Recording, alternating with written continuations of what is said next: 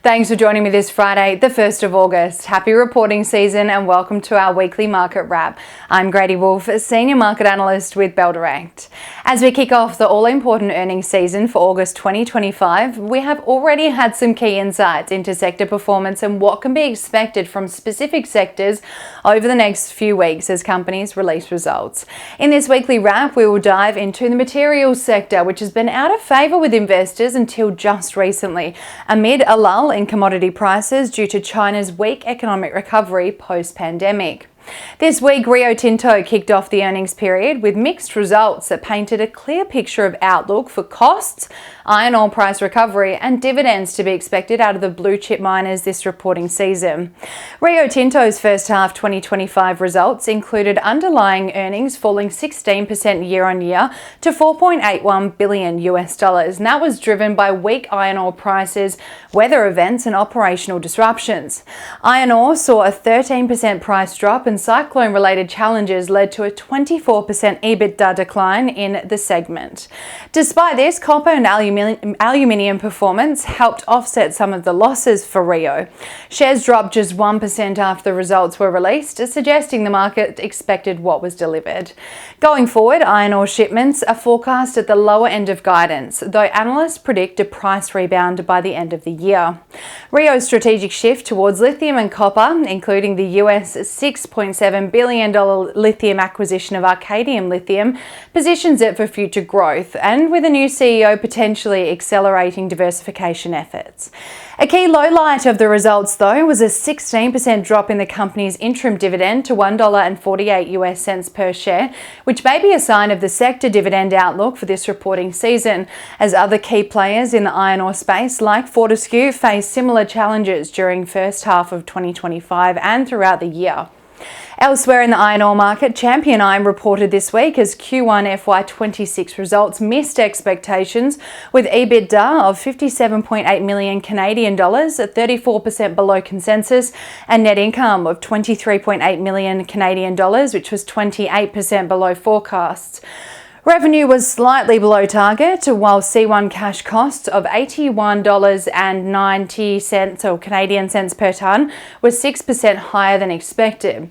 The average realised iron ore price dropped 14% quarter on quarter and 26% year on year, with production of 3.5 million wet metric tonnes affected by ore hardness and plant issues. Despite these challenges, sales hit a record 3.8 million dry metric tonnes. On the project side, the DRPF is set for commissioning in December 2025 and the Kami Mines sell down is expected in 2 stages starting in 2025. Fellow blue chip iron ore miners in BHP and FMG report on Tuesday the 19th of August and Monday the 25th of August respectively, so stay tuned to see the impact of weaker iron ore prices on dividends and growth outlook for these 2 big names this reporting season. BHP's results will likely show a different picture to Rio's, though, as BHP's aggressive expansion into copper, which accounts for 30% of its earnings now and growing, will likely offset some of the weakness of its iron ore division results this reporting season, so that's one to keep watch of. Elsewhere in materials, Pilbara Minerals released its June quarter results this week, proving why it is a leader of the lithium market despite a prolonged period of headwinds associated with the depreciated commodity price. Pilbara Minerals, or PLS, had a very strong Q4, exceeding FY25 guidance, with a 77% quarter-on-quarter increase in spodumene production and a 72% rise in sales. Its focus on cost efficiency saw unit costs drop 10% quarter-on-quarter to 619 Australian dollars per tonne, boosting cash flow to $85 million. And with $974 million in cash and $1.6 billion in liquidity, PLS is very well positioned for future growth. For FY26, it aims to reduce costs even further and lower capex again. As a low-cost, high-grade producer, PLS is set to benefit from long-term lithium demand. So, while iron ore remains weak due to depleted demand from China, diversification of the big miners into commodities associated with the green energy transition like copper, rare earths, zinc and aluminium will prove beneficial over FY26. Be sure to keep an eye on grades, dividends, capex, cost per unit of production and guidance out of our big miners this reporting season when assessing the results of materials companies as an investor. Locally from Monday to Thursday, the ASX 200 posted a 0.38% rise on favourable CPI data out locally, boosting investor hopes of a rate cut come August, and on the back of a solid start to earnings season. Materials and utility stocks were the only sectors that came under pressure this trading week though. The winning stocks on the ASX 200 this week were led by Generation Development Group, rising 10.42%, while SiteMinder added 9.9% and Temple & Webster added 8.2% over the 4 trading days, while at the other end of the market, Boss Energy tanked almost 50% on a trading update.